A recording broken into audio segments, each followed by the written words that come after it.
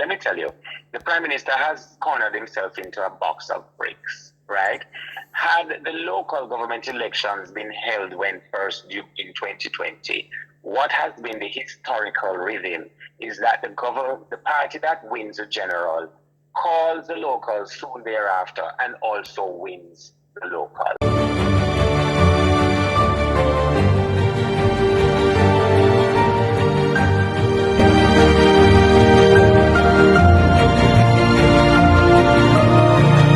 Holness cornered by his own political gamesmanship. This is Cover Story Highlights. Let's get after it. But before we do, let me thank all the people who have subscribed already to this channel. For those of you who have not yet subscribed, please do so now. Like, share, and comment on the content.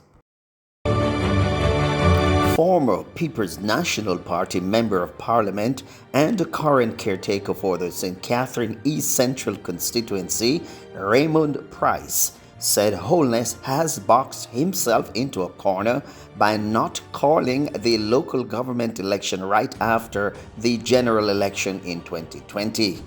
Pryce, in an exclusive interview with Cover Story Highlights, said the local government elections that will be called next year will be a referendum on Holness. We are coming up on the expiration of the third postponement because the elections were due sometime around November 2020, last having been held November 2016. Mm-hmm. So in 2020, even though we had a general election during COVID, the excuse was given that because of COVID, we could not hold the local government election, which is always, based on history, a lower impact election in terms of voter turnout than you would have had for the general. Then in 2021, it was again postponed, and it was thrice postponed in 2023. This time around, the Prime Minister at a press conference at the OPN indicated that there will be no further postponement because he intends to honor the timeline of holding the local government elections. But it is important to note that he only said that because the opposition leader had publicly indicated that if they were to postpone the local government election again, he would take the matter to the court. Now, recall that in the region, the Trinidad and Tobago situation, the opposition in Trinidad and Tobago took the government to court, and the Privy Council actually ruled that the postponement of the local government elections was unlawful. That now makes case precedent within our common jurisprudence. Mm-hmm. The Prime Minister has proven himself to be reactionary, and he was reacting to the statement made by the opposition leader. So we now know that the elections, having been postponed in 2023, should be held prior to or up to the end of February 2024. Next year being a leap year, February ends on the 29th. So if he is going to be true to his word, having been cornered by the opposition leader, the announcement would be sometime in early to mid-January latest, because there is a requirement of a particular period of time, a number of days, between the announcement and nomination day, and a prescribed period between nomination day and election day. So if you count back from February 29 or 28, you get a sense of where in January it must be called. When asked his thoughts on the reason why the government postponed the election 3 times, Pryce has this to say. The reasons given have been spurious at best.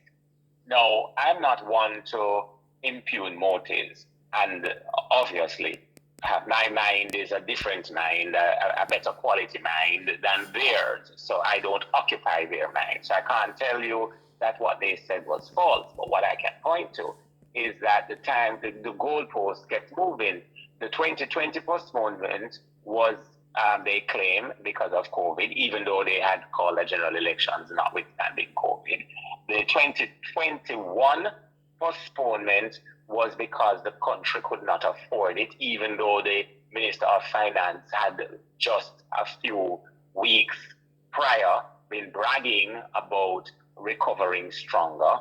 And then the 2022 postponement was a similarly weak throw together of reasoning or a rationale, that being it was appended to the creation of a 15th parish in Portmore, for which a draft bill from the Ministry of Local Government had been submitted to the Portmore Municipal Corporation for feedback.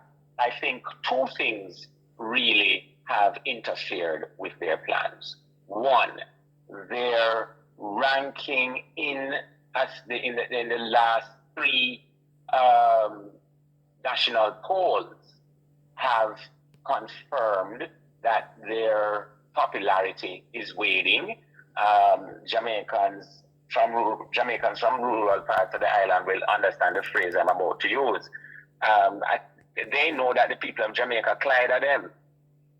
So they believe that by delaying the election, it gives them enough time to come up with whatever machination to cause the country to bless them with popular support.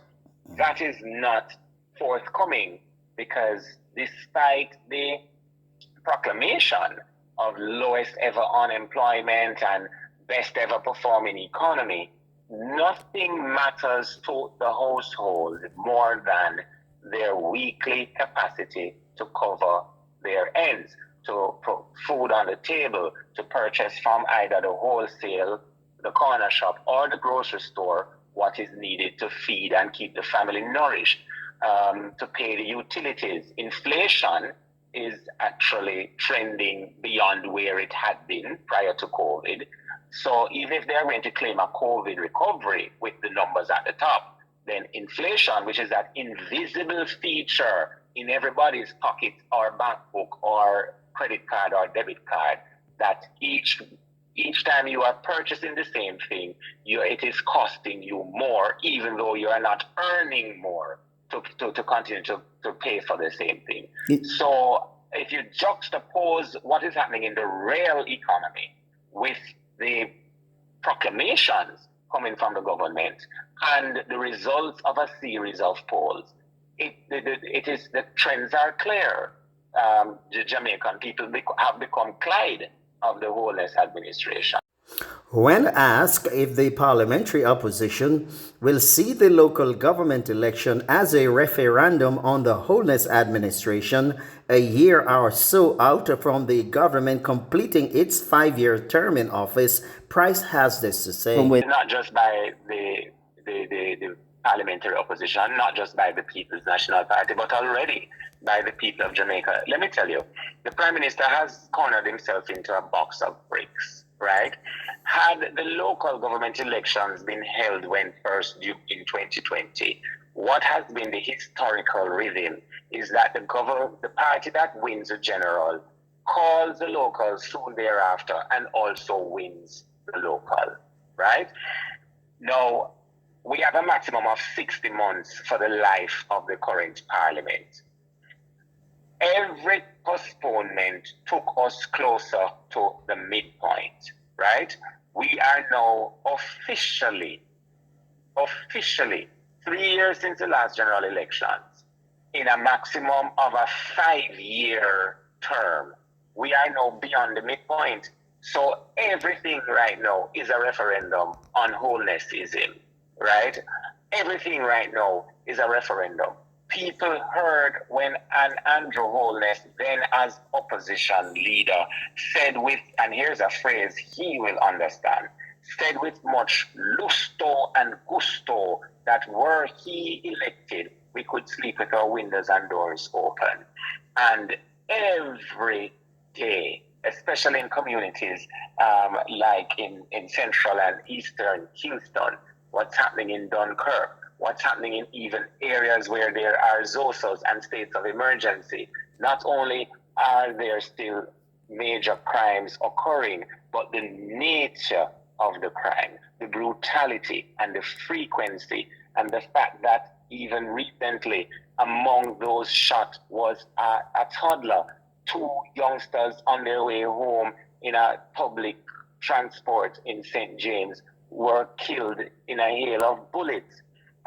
So that everybody who wakes up and see these headlines, every family that is on their way to a cemetery to bury a loved one lost, stolen from them because of violent crime, are hearing in their memory, sleep with your windows and doors open, yet children on their way home from school murdered by gunshots. So that's a referendum. Every time a mother goes to the supermarket, and it's not just at the lowest stratum of the economy or the society. And that was Cover Story Highlights. Join me again next time when we explore the reasons why we think that the government will call a general election instead of a local government election. In the meantime, subscribe, share, like, and comment.